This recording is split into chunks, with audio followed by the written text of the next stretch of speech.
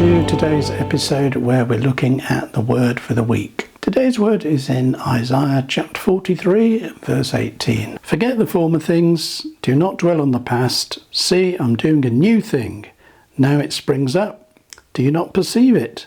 I am making a way in the desert and streams in the wasteland. The stories of the children of Israel spending 40 years wandering about in the desert when the trip should have taken less than a year, could have been done in a few weeks really. These stories can act as parables for us in living our life today. The first thing God says is forget the former things, do not dwell on the past. And the reason those words were spoken through Isaiah was that human beings do have a habit of dwelling on the past, especially if there are frustrations or past difficulties or unresolved things in our past.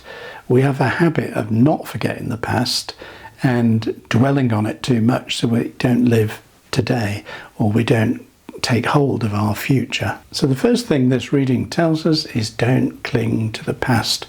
Now there's lots of good things in my past and there's lots of bad things in my past I wish hadn't happened but did happen, and we can, if we're not careful, can just live in the past and then you don't live life today.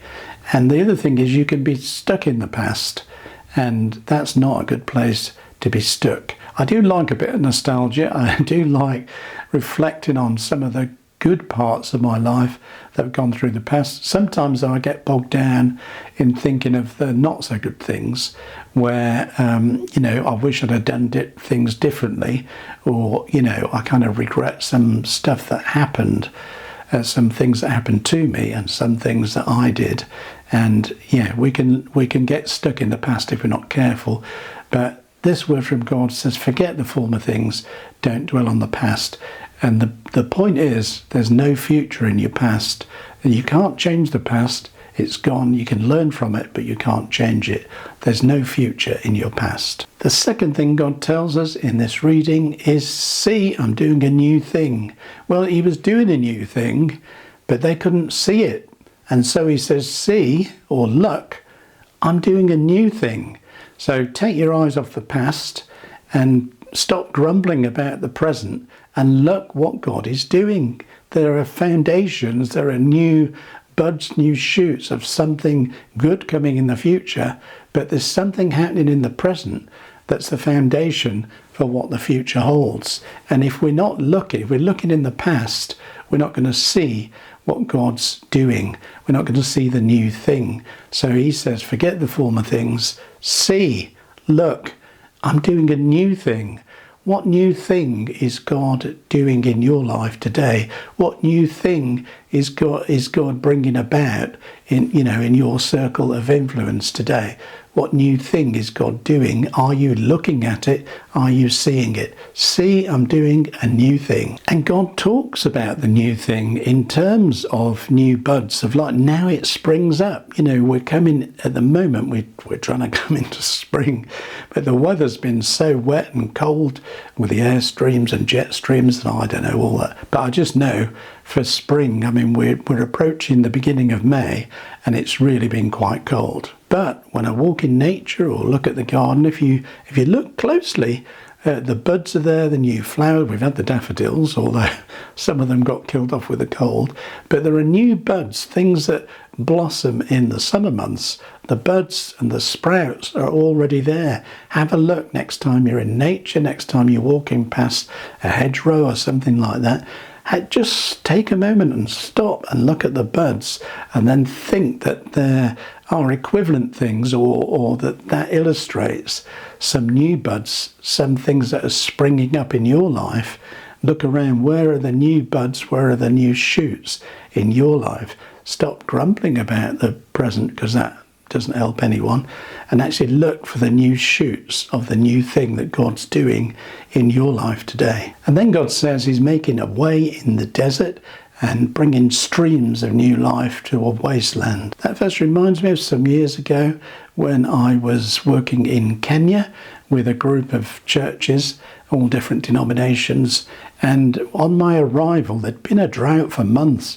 I mean, a lot of cattle had died and goats and so forth had died just because there was a drought. There was nothing for them to drink, and some of the crops had died. So people were in desperate situations.